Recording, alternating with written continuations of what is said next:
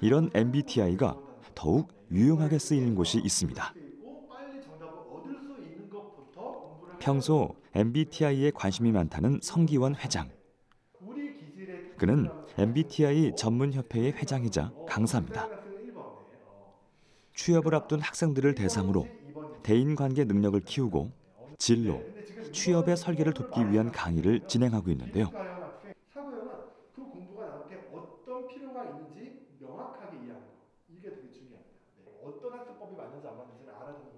성기원 회장은 학생들이 자신의 관심 분야를 찾고 스스로 원하는 길을 선택할 수 있도록 돕는데 바로 이 MBTI 성격 유형 지표를 적용하고 있죠.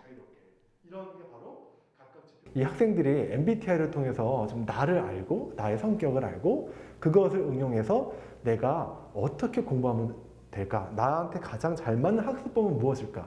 이런 것들을 함께 이야기를 좀 해보면서 좀 그것을 통해서 좀 나한테 맞는 어떤 진로, 직업을 좀 탐색하고 이런 어떤 내용들을 좀 도움을 주기 위해서 좀 강의를 진행을 했습니다. 진로를 결정할 땐 무엇보다 흥미와 적성을 고려해야 합니다. 진로 선택에 따라 남은 인생의 향방이 결정되기 때문이죠. 물론 평생 직업이란 개념이 없어지면서 한 사람이 평생 동안 두세 개의 직업을 갖는 경우도 늘고 있는데요. 환경과 사회 분위기가 달라졌다고는 하나 여전히 자신에게 맞는 길을 찾는 것은 학생들에게 있어 중요한 과정이자 직업적 정체성을 찾는 결정적인 시기로 조력자의 설계가 필요합니다.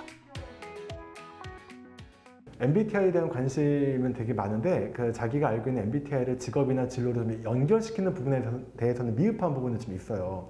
그래서 그런 부분은 교육과 해석이 필요하거든요. 근데 보통 우리가 뭐 외향과 내향이라고 하면 외향성은 좀 더 바깥에서 활동적이면 사람을 주로 만나는 걸 좋아하고 내향성은 좀 더 혼자 있으면서 생각을 정리하는 것들을 좋아하잖아요. 그런 기본적인 특징으로부터 좀 직업과 연결할 수 있는데 좀 도움이 돼요. 물론 꼭 외향형이라고 이런 직업만 택해야 되고 내향형이라고 이런 직업은 아니지만 조금 더 내가 어떻게 일하는 방식이 나한테 편안한가 그런 부분을 좀 MBTI하고 연결해서 확실히 이렇게 학습을 하면 굉장히 또 많은 도움이 되고 있습니다. 최근 MBTI에 많은 관심을 보이는 나이대는 10대에서 20대층, 일명 MZ세대에서 두드러지게 나타나는데요. 한창 진로에 대한 걱정과 미래에 대한 고민으로 가득한 나이.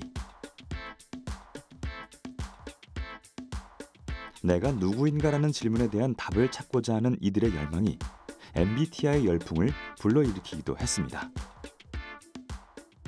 나에 대해서 되게 많이 궁금해합니다. 내가 누구지? 나는 어떤 성격이지? 그러다 보니까 자연스럽게 중학교, 고등학교, 대학교에서 MBTI를 접하게 되고 그리고 다들 이렇게 알고 있어요. 알고 잘은 아는데 특히 올해 열풍이 불었던 이유는 코로나19 때문에 우리가 대외적 활동이 어렵고 주로 혼자 있어야만 하는 상황들이 많았잖아요.